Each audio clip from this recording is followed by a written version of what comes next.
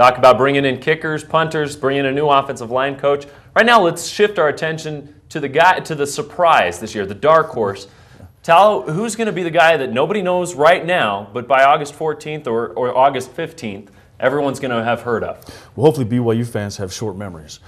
If they do, I'm going to have to say as a linebacker, Matt Bauman. Here's a kid that walked on, I believe it was Croton's last year. He walked on a linebacker from Skyline High School and started as a middle linebacker, Matt Bauman.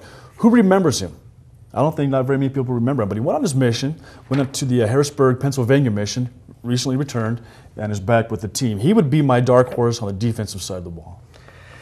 Just a pure dark horse that no one knows anything about. That's hard to peg.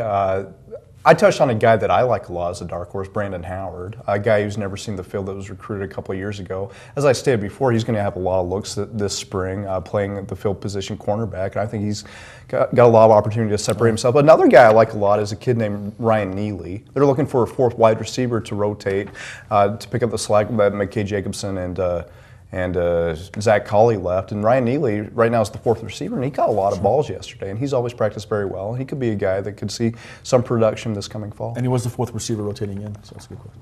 Yeah, I got a couple of local guys I'm going to pub for anybody who's watching the show. One of them... With enough from Oregon? What's that? Enough from Oregon? No.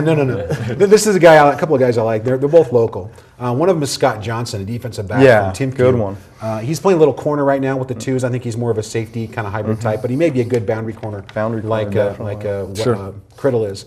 But Scott was a real playmaker in high school, a guy that could really hit well, covered well, make big plays, return kicks even.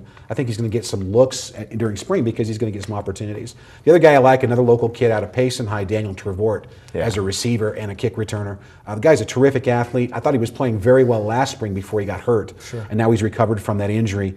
He's great catching the ball. He kind of reminds me a little bit about Nate Mickle, except he's bigger, maybe a little faster than Nate. Absolutely. Very reliable catching the ball and can get upfield. They had him playing running back a little bit when they had some issues at running back, but now I think he's sticking at receiver, and I like him to show up very well this spring. Another guy that's kind of in the same vein as Matt Bauman is Dennis Pitta, a guy that came before his mission, saw some very good production, caught 17 balls. He's back now, and he's turning a lot of heads. Very tall guy, very agile, and most people assumed it was going to be a battle between Andrew George and Vic Soto for the tight end spot, but Dennis Pitta is going to be right in there. Hey, the more the merrier. Yeah, absolutely. Yeah, he's a player that, while on his mission, he received a scholarship offer from Oregon, from Coach Croton when he was there, and then of course from Oklahoma State, from Bradford when he went over there. So, yeah, any one of these guys I think could be a dark horse, and who knows, maybe by the end of spring they may not be.